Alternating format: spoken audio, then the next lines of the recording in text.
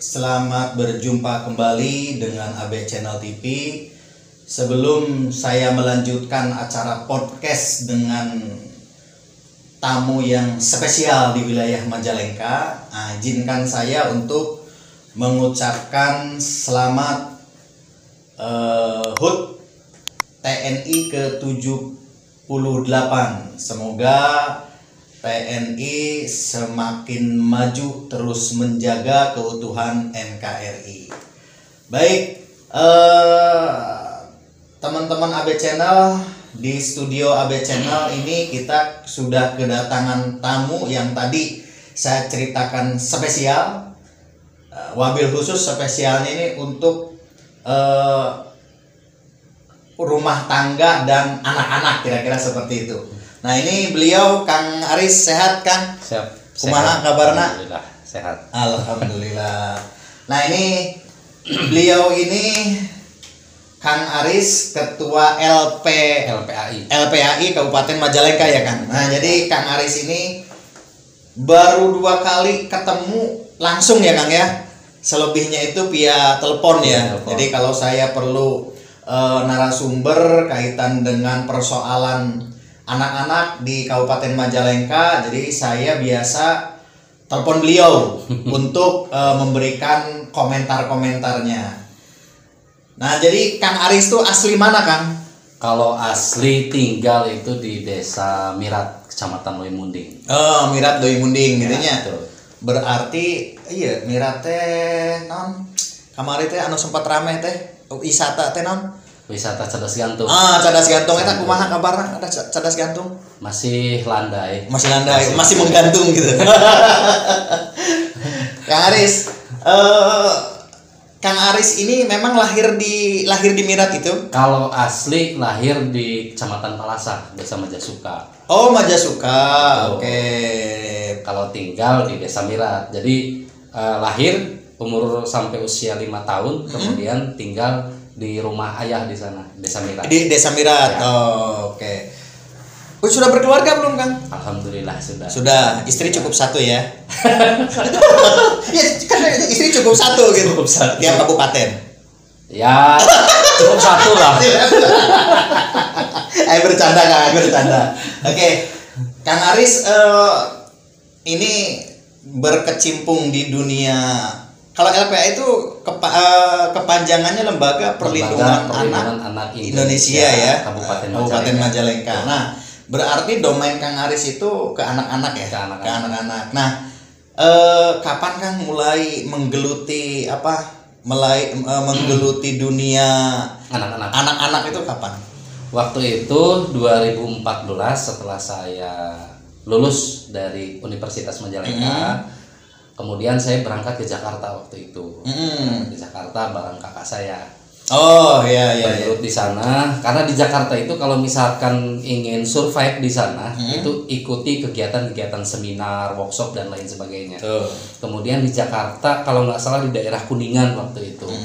Itu saya ikutan seminar Kak Seto. Nah, waktu itu saya coba kontak dengan stafnya, dengan ajudannya, ngobrol, saya pengen ketemu dengan Kak Seto langsung. Kemudian setelah ketemu di rumahnya, itu di daerah Lebak Bulus kalau nggak salah, Lebak Bulus, ngobrol langsung, ya sudah, bikin saja lembaga perlindungan anak di tingkat daerah di Kabupaten Majalengka. Saya diamanahin langsung, kemudian dibuatlah surat datang ke LPA Jawa Barat, kemudian di 2016 baru kita deklarasi. Oke. Berarti berawal dari kemudian keinginan untuk berkontribusi di Majalengka, tapi perspektif perlindungan anak itu asalnya ikut seminar Kak Seto. Lalu kemudian silaturahmi ke kediaman beliau, kemudian ngobrol dapat surat ya. Surat itu rekomendasi atau apa itu? Surat kayak semacam note lah. Oh, gitu. Berarti 2016 deklarasi di Majalengka. Kalau LPA itu tingkatannya hanya lingkupnya kabupaten saja atau sampai desa kan? Atau sampai kecamatan? Hanya sampai kabupaten. Oh, sampai kabupaten. Oh, berarti pengurusnya juga tidak terlalu banyak Tidak terlalu banyak. Bahkan pengurus pun kita tutup pintu. Artinya ketika teman-teman wartawan, teman-teman LSM mau ketemu dengan LPAI pengurusnya harus lewat saya dulu. Oh gitu. Karena kita juga untuk menjaga privasi, Betul. menjaga keamanan dan keselamatan pengurus saya. Baik, baik. Gitu. Total pengurus ada berapa? 20. Oh 20, satu kecamatan tuh 20. Satu kabupaten. Oh sorry, satu kabupaten itu 20. Iya, Oke. Tapi mungkin tersebar ya di. Ada beberapa kita juga membentuk satgas, satgas LPAI. Jadi memang satgas ini diperuntukkan untuk kecamatan atau desa yang sangat rawan. Oh, yang terindikasi rawan itu baru dibentuk satgas. Semacam di Kecamatan Limunding, Kadipaten, kemudian di Maja, di Bantarujak ada. Oh, itu sekitar yang 5 kecamatan itu yang dinilai rawan sama kita gitu. Maja, Bantarujak. Betul. Kirain itu kalau Ligung enggak ya? Kalau Ligung ada sih, cuman tapi enggak termasuk rawan ya? Enggak terlalu rawan. Oh, alhamdulillah Pak Camat, Pak Abdul Goni terawan Pak, Ligung mah Pak, alhamdulillah. Oke, baik. Ini saya malah deg-degan kan. Ini Ligung termasuk rawan kan gitu. Baik. LPAI itu sebenarnya tupoksinya tuh apa kan? Satu itu memberikan pelayanan, memberikan pengawasan terhadap perlindungan anak. Pelayanan, memberikan pelayanan artinya kepada masyarakat. Kalau memberikan pengawasan kepada pemerintah daerah. Artinya kita memastikan pemerintah daerah juga ikut andil dalam hal ini. Oh iya, itu wajib itu wajib. Sesuai dengan Undang-Undang Perlindungan Anak di pasal 7 itu tidak hanya pemerintah, akan tetapi lembaga perlindungan anak, masyarakat, orang tua sekalipun harus wajib memberikan perlindungan terhadap anak. Oke. Berarti kalau secara general sih itu ya, betul. Tugasnya. Nah, namun menurut Kang Aris nih di Majalengka sendiri terkait perlindungan anak itu sudah baikkah atau perlu evaluasi atau bagaimana Kang? Nah, justru ini perlu evaluasi. Karena beberapa hal dari mulai kita berdiri nih 2015 itu kita sudah dihadapkan dengan kasus yang namanya sodomi. Jadi anak-anak usia belasan tahun yang jadi korbannya adalah usia puluhan tahun. Sepuluhan. Oh, kalau yang pelakunya usia 14-an. Pelaku tindak asusila itu betul 14-an. Korbannya 10 tahun. 10 tahun ke bawah. 2016. Dan saya sampai kawal sampai ke proses tidak hanya diingkrah di pengadilan, tapi proses kita juga untuk mengembalikan psikis si anak, melakukan trauma healing dan lain sebagainya. 2016 ada berapa kasus asusila yang teman-teman kalau 2016 waktu itu kita hanya baru terjangkau itu cuman 15 kasus yang laporan ke kita. Rata-rata itu kasusnya pencabulan semua. Berarti korbannya laki-laki perempuan?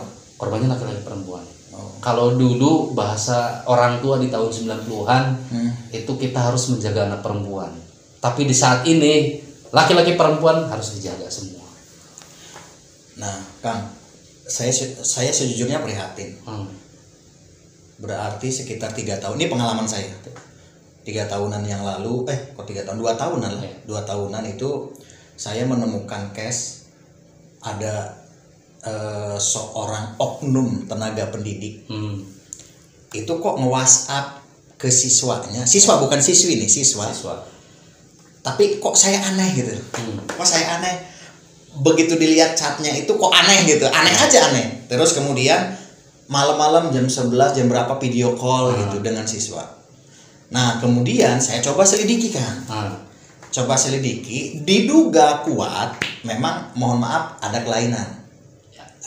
Akhirnya saya mendatangi sekolahnya. Saya ngobrol dan ternyata memang si sekolah pun sudah tahu dengan kelakuan si guru. Iya.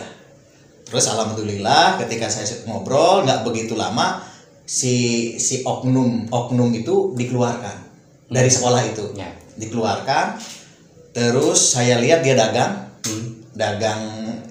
nggak tahu cilok, nggak tahu apalah, saya lupa. Pedagang keliling ya? Pedagang keliling aja. Tapi 6 bulan setelah itu ditangkap oleh Polres. Melakukan tindakan asusila terhadap anak di bawah umur di salah satu kecamatan di Majalengka. Oh, waktu itu ya di tahun 2019 kalau nggak salah. Iya. Ya, Betul. Betul. Nah, itu. Nah, itu jadi sudah seperti itu kan. Sudah mengerikan gitu ya. Seperti itu. Nah, itu pengalaman saya yang tidak konsen mohon maaf bukan tidak konsen ya. Tidak bergerak di saya bukan orang LPAI. Ya. Dulu malah saya 2019 itu saya belum punya media online kan. Ya. Masih saya salah satu karyawan di salah satu bank swasta nasional gitu. Nah, tapi kok saya sampai sejauh itu tahu gitu loh. Karena keprihatinan itu satu. Kedua yang saya ingin sampaikan Kang Aris, kayaknya sih mungkin bukan itu aja kayaknya. Makanya ini kan saya terima kasih nih Kang Aris bisa datang ke podcastnya kami agar kemudian bisa mengedukasi masyarakat Majalengka akan bahayanya kalau saya bilang sih predator tanda kutip ya, predator tanda kutip di wilayah Majalengka. Maka tadi kan ai kolot baheula mah ngomong teh gitu teh, jaga anak awewenya perempuan, ai nama lelaki kudu dijaga gitu. Itu 2016 kan. Ya. 2017 na baraha. 2017 di kisaran 18 naik sedikit lah signifikan. 2018 kisaran 25 naik. Cenderung naik. Terus naik, nggak ada turun. Nggak turun naik. Bahkan lebih mengerikan itu ketika pas kita masuk ke COVID-19 itu lebih naik. Loh, korelasinya apa? Ini menarik nih. Kalau sorry. Kalau dagang turun wajar. Ya. Karena kan nggak bisa beraktivitas. Lah itu yang naik itu mohon maaf pencabulannya atau kasus pencabulan semakin naik. Pencabulan. Ya. Karena dari rentan gini kan, kalau 2019 kita sering keluar ke sekolah segala macam. Justru di tahun 2020 ke sini itu kasusnya itu adalah pelakunya adalah orang terdekat sendiri. Berarti orang terdekat itu keluarga, ya bahkan ayah kandung sekalipun. Ayah kandung. Oh iya, saya dengar kan. Saya dengar itu bukan dengar itu sudah rilis. Polres juga udah rilis kemarin tuh udah naik berita gitu kan. Ini udah diponis. Udah diponis. Itu ayah kandung loh kan. Ya. Ayah kandung berbuat asusila terhadap anaknya sendiri. Itu ngeri itu. Karena kan kalau dulu bahasanya kan orang tua itu singa tidak akan menerkam anaknya sendiri. Ya ini buktinya. Berarti peribahasa itu bisa dikonter ya. Kan harimau atau singa tidak akan pernah mungkin menerkam anaknya sendiri. Tapi manusia lebih jahat dari harimau. Jahat dari binatang. Oh iya, lebih jahat dari binatang. Makanya waktu itu saya bikin statement. Sekarang para pelaku kejahatan seksual itu sudah di luar batas akal kewarasan manusia. Ini sudah lebih dari binatang. Gitu. Jadi beberapa kasus yang terjadi ini dulu di 2016-an itu banyak tenaga pendidik bahkan guru ngaji. Innalillahi. Nah, kemudian geser ke COVID-19 2020-an sampai hari ini itu orang-orang terdekat. Orang-orang terdekat. Kakak, adik, paman, meureun Kang. Karena Covid, penjajah sorabina teu dagang. Itu meureun. Kakak kandung. Kakak kandung ada, ayah kandung ada, paman ada, uwa ada. Kalau paman saya juga tahu karena saya juga kebetulan beberapa kali memberitakan kalau paman ya. Kalau paman. Nah, kalau kakak kandung dan ayah kandung saya nggak ngeh.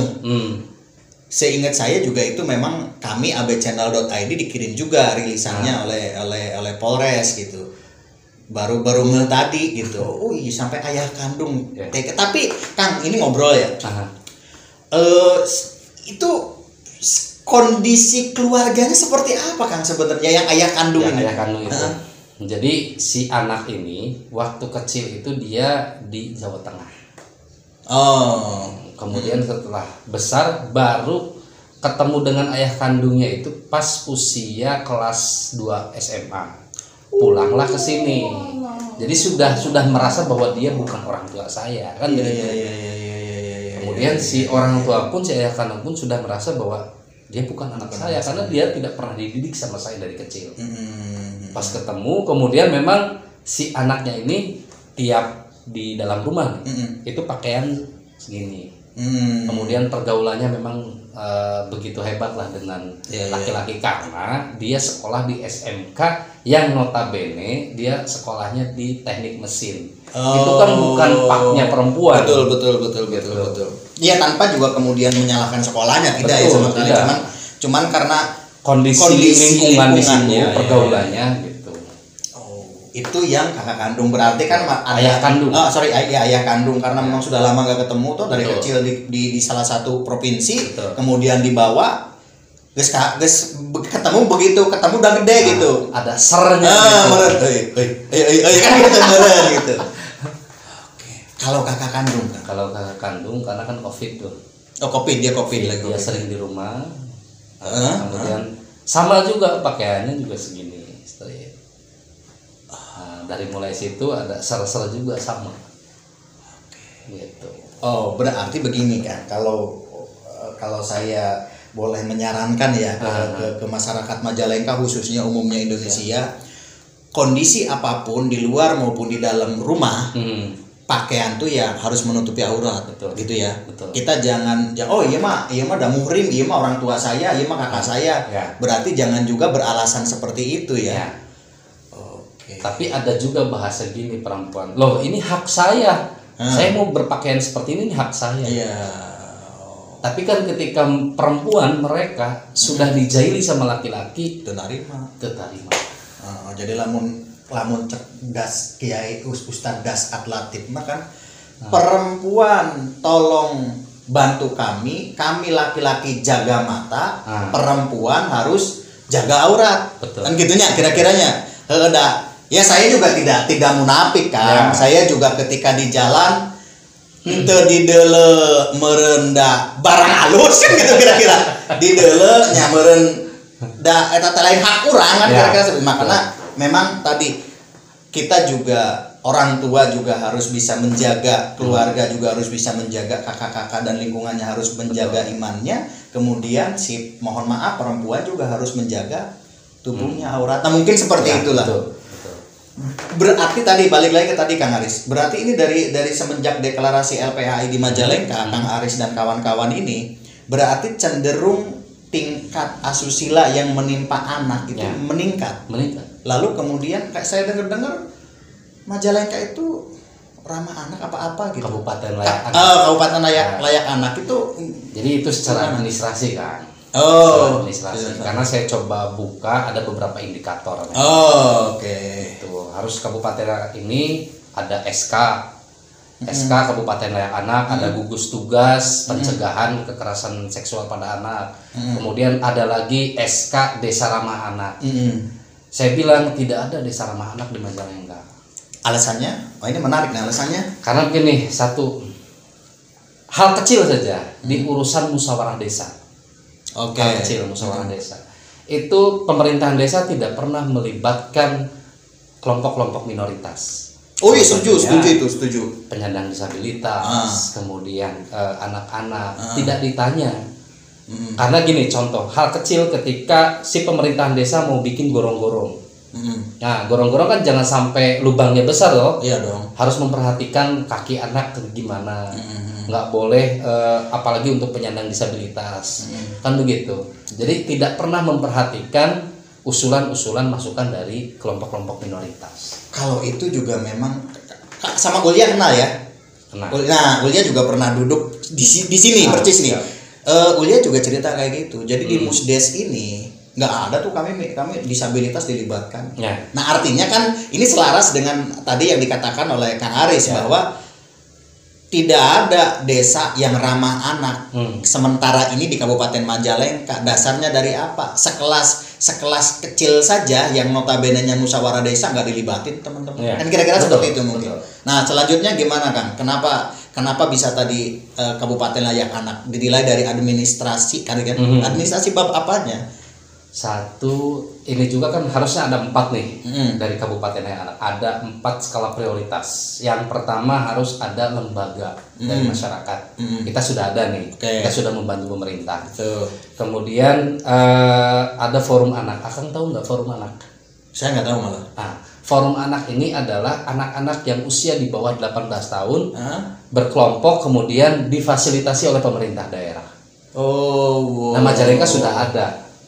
Jangankan Akang sendiri, saya waktu itu laporan ke Kapolres Majalengka waktu itu Pak Edwin. Saya tanya di Pak Kapolres, tahu nggak forum anak? Apa itu? Nah, ini kan saya juga jadi pertanyaan, kenapa tidak tersosialisasikan secara baik kepada masyarakat keberadaan mereka? Ini kan forum anak adalah forum yang mewadahi anak-anak usia di bawah umur. Bahkan mereka dilibatkan juga dalam musyawarah perencanaan pembangunan daerah, dilibatkan. Berarti di Majalengka sudah ada? Sudah ada. Kabupaten. Di bawah naungan dinas atau apa, Kang? Dinas Perlindungan Perempuan dan Anak. Oke, ya teman-teman di Dinas Perlindungan Anak juga ini PR ya, artinya perlu kemudian disosialisasikan ke masyarakat terkait program tersebut. Apalagi Kang Abel kan belum tahu. Saya belum tahu, wartawan belum tahu. Saya jadi malu gitu. Nah, tapi ini kan bagian dari kemudian, nah dengan adanya kita ngobrol ini kan jadi tahu kan, dan kemudian juga saya rasa apalagi sekelas saya tadi ya, sekelas mantan Kapolres dulu saja nggak tahu toh. Nah, berarti ini kan ada sesuatu yang mungkin saya sih menduganya bahwa belum tersosialisasikan oleh teman-teman di dinas. Mudah-mudahan dengan podcast ini teman-teman sih bisa bergerak kemudian mensosialisasikan kan. Itu yang kedua, yang ketiganya Kang. Yang ketiganya itu adalah teman-teman wartawan. Ikut terlibat dalam perlindungan anak. Dibuatkan sebuah forum atau kelompok jurnalis peduli anak. Wah, saya bisa tuh Kang. Bisa digagas Kang. Kalau betul, itu. Bisa digagas. Artinya gini, kita juga harus mengkanter berita-berita yang memang harus sesuai dengan peraturan Dewan Pers. Oke. Di situ kan tidak boleh kan nama desa si korban, alamatnya, bahkan namanya kan tidak boleh. Kan gitu. Artinya kita harus sepemahaman teman-teman media ini. Media sangat bagus ketika memberitakan, kita apresiasi. Cuman ada hal-hal yang tidak boleh harus diberitakan. Betul. Ya, karena pemahaman saya juga ketika memang kasusnya asusila, nama tidak boleh, identitas itu kan termasuk di dalamnya itu kan alamat itu tidak boleh. Cukup salah satu desa di Kabupaten Majalengka, atau meureun nekat-nekat deui nya salah satu desa di kecamatan lah kan gitu, jangan disebutkan di sana, komo deui sambil disebutkan RT RW gitu. Karena apa? Ya saya sih berpikirnya ketika itu disebutkan ya meureun psikologis budak, aduh karunya kan gitu. Itu seperti itu. Kemudian tidak sesuai dengan Undang-Undang Perlindungan Anak. Oh, berarti Undang-Undang Perlindungan Anak juga mengatur hal itu. Jadi terkait penerbitan media yang ramah anak. Nah, gitu. Kalau tadi jurnalis peduli anak kan, ini saya tertarik nih. Saya sih insya Allah lah bisa kalau memfasilitasi lebih kayaknya keren banget ya, bisa membantu lah. Ada teman-teman jurnalis yang akrab banget dengan saya itu ya, kita coba bisa kolaborasikan dengan LPAI untuk jurnalis ramah anak gitu kan. Yang ketiga, yang keempatnya kan? Keempat itu dunia usaha peduli anak. Kan anak nggak boleh, maksudnya gimana dunia usaha itu kan punya dana CSR toh. Dana sosial diberikan untuk perlindungan anak. Artinya untuk si korban itu kan misalkan kalau di pemerintah sudah tidak ada anggaran kan dari dunia usaha. Diberikan dana sosial untuk keberlangsungan hidup mereka. Berarti perusahaan ramah anak ini maksudnya mah ya mereka bantulah ke anak-anak gitu loh, ke kebutuhan urusan si anak gitu ya. Oke. Nah, jadi saya paham jadi natut bab dunia anak tuh, jangan anggut-anggut aja mati hantu ibarin lagi gitu. Nah, oke Kang Aris. Berarti kemudian Majalengka itu mendapatkan Kabupaten Layak Anak itu dilihat dari indikator yang mana itu kan? Dari empat itu. Ya, katanya sudah ada teman-teman jurnalis peduli anak. Katanya sudah di SK-kan. Saya nggak tahu. Dunia usaha. Waktu itu memang kita berkumpul di pendopo waktu itu. Dikumpulkan oleh Pak Bupati.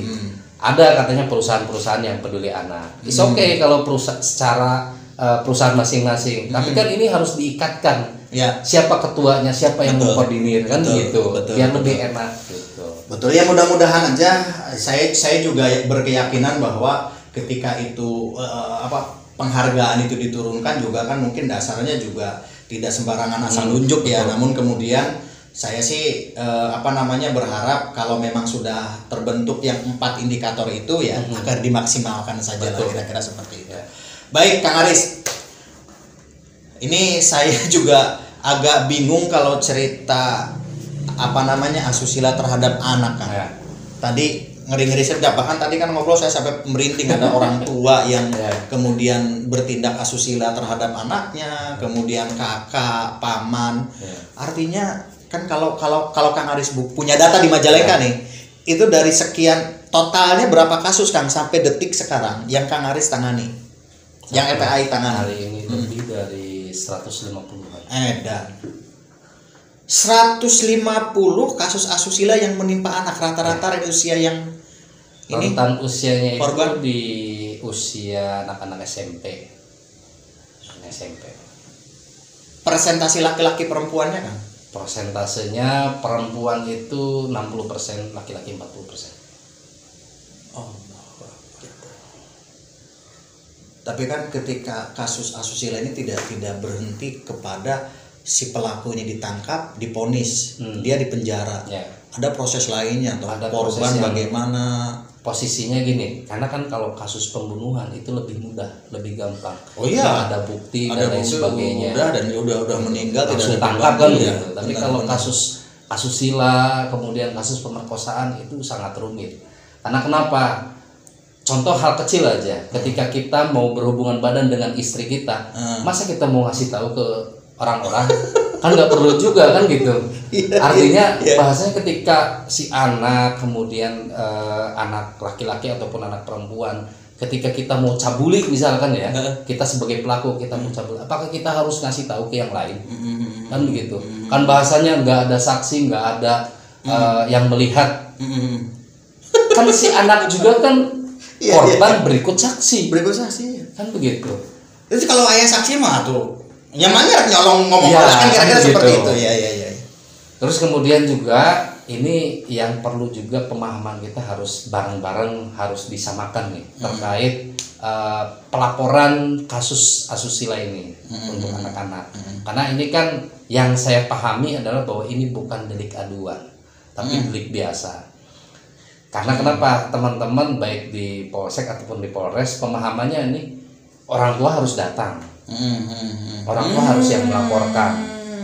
Tapi sebenarnya dari kita ataupun sebagai masyarakat yang melaporkan ke Polres tahu kejadian itu boleh sebenarnya.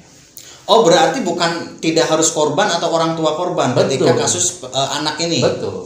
Oke. Kemudian ketika si orang tua udahlah ini kita sudah diselesaikan saja, saya mundur saja, tapi tetap proses penyelidikan harus tetap berlanjut dan tanpa konfirmasi kepada orang tua sekalipun proses penyelidikan harus tetap berlanjut. Katakanlah RJ, restoratif justice, damai. Berarti ketika damai pun proses hukum harus tetap jalan. Harus berlanjut, proses lagi penyelidikan. Oh gitu. Kalau yang lain kan ya ORJ ya udah. Udah. Karena katanya one prestasi. Saya bilang ini kan kasus pencabulan dan ini kan tidak bisa dirasakan hanya proses ganti rugi. Kan urusan anak. Masa selesai dengan ganti rugi? Oke, kan. Tapi kalau dewasa saya juga nggak tahu nih kalau dewasa terjadi kasus. Saya belum begitu paham ya karena untuk pemerkosaan dewasa karena ini saya belum mengkaji undang-undang terbaru tentang tindak pidana kekerasan seksual. Ini sudah begitu global. Oke. Jadi tapi pemerkosaan buat perempuan yang di atas usia 18 dan lain sebagainya saya kurang begitu mengkaji. Yang pasti kalau di bawah 18 tahun yang kategori anak itu walaupun terjadi islah gitu ya bahasa saya islah lah tetap harus berjalan tuh proses. Oke. Kang terakhir ini rame nih Kang, dunia maya sama website sama media online, sosial. Media sosial termasuk online, media online itu memberitakan salah satu kasus pencabulan terhadap salah satu anak di salah satu kecamatan, di salah satu desa di Kabupaten Majalengka. Nah bahkan alat, karena saya ditunjukkan kan, saya ditunjukkan bahwa alat kelaminnya ini si anak ini rusak Kang, si anak ini. Nah itu Kang Aris tahu nggak Kang? Saat ini masih membantu proses. Oke. Berarti Kang Aris juga ada di mengawal dari waktu itu ada komunikasi dari pihak orang tua korban, komunikasi ingin konsultasi terlebih dahulu waktu itu. Di bulan awal September kalau nggak salah. Saya datang ke sana, ketemu ini baiknya gimana kan begitu. Apakah langsung ke polsek atau gimana? Saya sarankan polsek itu kan tidak ada unitnya, unit PPA, maka saya sarankan harus ke unit PPA Polres Majalengka. Nah prosesnya seperti apa? Saya bilang kan begini, kalau untuk kasus asusila kepada anak itu harus sabar, karena prosesnya paling cepat itu 6 bulan ingkrah di pengadilan. Saya waktu itu mendampingi kasus yang anak usia 13 tahun sampai melahirkan, itu kan prosesnya itu 1 tahun sampai ingkrah di pengadilan. Kemudian baru kita mendampingi secara psikisnya, karena kita juga kalau masyarakat pasti mikirnya pokoknya si pelaku harus masuk ke penjara, tidak berpikir si korban ini harus bagaimana kan gitu. Nah kalau boleh tahu kan, dan kalau memang mau dijelaskan di sini, itu sekarang kasusnya sudah sejauh mana Kang, yang kasus yang terbaru ini? Kalau informasi yang terupdate sekarang itu katanya sudah gelar perkara beberapa kali lah, 2 kali. 2 kali gelar perkara. Rencananya katanya ada proses penangkapan gitu, untuk si pelaku. Kang, ini kan tadi ketika kasus anak, kekerasan seksual terhadap anak itu kan tidak berhenti di penangkapan dan di penjara, tidak berhenti di situ. Ada proses untuk bagaimana psikologis korban dan seterusnya. Yang langkah teman-teman KPA itu gimana kan langkahnya untuk mengantisipasi? Setelah pengaduan, setelah ingkrah di pengadilan ada proses reintegrasi, kan gitu. Jadi si anak supaya lupa akan kejadian itu. Betul. Yang penting keberlangsungan hidup dia, pendidikan dia, kita harus bantu. Apalagi kebanyakan korban itu kan biasanya secara ekonomi di bawah rata-rata. Ada ya beberapa sekolah pesantren yang sudah kita kerjasama, sudah bermitra, dan itu kita tutup pesantren mana, sekolah mana, supaya anak ini ketika sudah usia 18 baru kita lepas. Artinya kita perbaiki dulu psikis dia, supaya dia tidak merasa saya itu kotor, saya itu ini segala macam lah. Terus gini kan, saya pernah dengar teman-teman LPA ini nangani salah satu kasus, korbannya itu dimasukin ke salah satu pesantren atau dipindahkan kemana, atau di mun bahasa Sunda mah titirah lah meureun. Ngerti teh titirah kan? Titirah itu gimana? Titirah teh dipindahkeun ti imah ieu ka mana gitu teh. Diungsikan lah. Diungsikan. Biayanya gimana tuh? Kalau urusan biaya karena kita sudah kerjasama. Gitu. Dan ini saya bilang kan gini, setiap kita mau datang ke korban, kita sudah ngomong dari awal ini gratis. Yang terpenting adalah si orang tua harus memfasilitasi kita urusan administrasi mereka, akte kelahiran, kartu keluarga dan lain sebagainya. Dan ketika mereka cerita yang harus seada-adanya, jangan dibuat-buat. Gitu. Sok seadanya. Kalau memang ekonominya di bawah rata-rata ya tinggal bilang. Nanti kita bikin surat keterangan dan lain sebagainya. Ada beberapa perusahaan, ada beberapa donatur yang siap. Jadi ketika nih si korban seperti ini, kemudian kita ungsikan di pesantren yang memang kita sudah kerjasama, tolong dong urusin masalah biayanya. Ada yang sudah siap. Artinya kenapa kemudian saya tanya itu juga karena penting ya, di mana-mana kan urusan biaya kan urusan nomor 1 tuh di mana-mana, walaupun saya mau tetap aja biaya nomor 1 gitu di mana-mana. Makanya itu udah clear ya, terjawab. Tapi yang paling penting adalah teman-teman ketika berurusan dengan LPAI ya itu gratis kan gitu. Itu yang penting mah ketika apa yang dibutuhkan, ya teman-teman butuhkan kaitan keterangan data itu tolong dibantu kan gitu. Itu aja. Nah, Kang, harapannya sih Kang Aris itu apa terkait perlindungan anak di Majalengka tuh? Harapannya gini, saya dengan teman-teman LPAI tidak mau terus-terusan jadi pemadam kebakaran. Saya ingin datang ke tiap desa, sosialisasi, pencegahan, bikin kelas parenting tentang stuntingnya, tentang bagaimana membangun keluarga yang harmonis, kan begitu. Artinya kita juga harus berbicara masalah otak si anak. Otak laki-laki dengan otak perempuan harus beda, karena dari kodratnya juga kan beda, harus beda perlakuannya. Bagaimana mendidik si anak laki-laki, bagaimana mendidik si anak perempuan. Jadi kalau terus-terusan berpikir, oh kalau misalkan LPA ada, oh ya syukur, artinya kasus ada nih. Kemudian kalau misalkan kasus banyak, oh syukur nih LPAI banyak kerjaan. Justru kita yang pusing.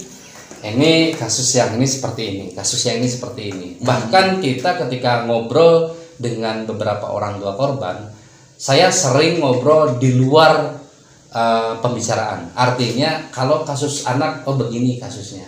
Artinya diruntut kronologinya seperti ini. Saya sering tanyakan gini, memang ada masalah apa dengan si orang itu, kan begitu.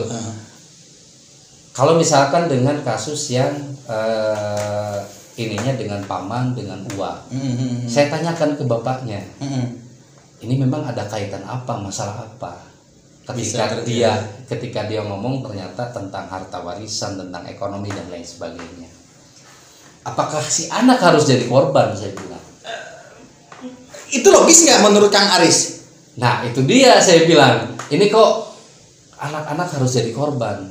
Ini berbicara urusan ekonomi, berbicara untuk harta warisan, berbicara jangan sampai libatkan anak-anak untuk hal-hal seperti itu. Maksud saya gini yang saya nggak habis pikir ya.